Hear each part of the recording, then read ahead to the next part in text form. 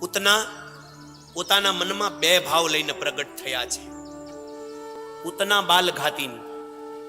આગળ આપણે જ્યારે વામન ભગવાનને પ્રગટ કર્યા ત્યારે બલિની રત્નમાલા નામની દીકરી બલિની, એણે વામન ભગવાનને નાનકડા એવા જોયા, નાના અને નમણા.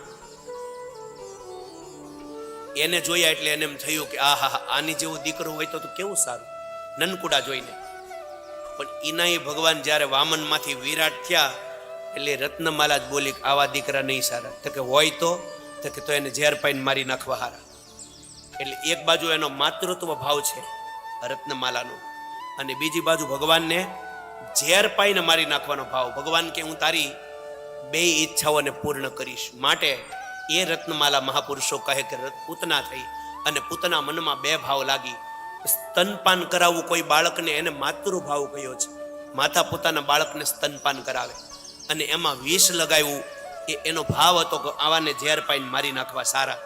માટે સ્તનો ઉપર વિષ લગાવીને પૂતના આવી છે.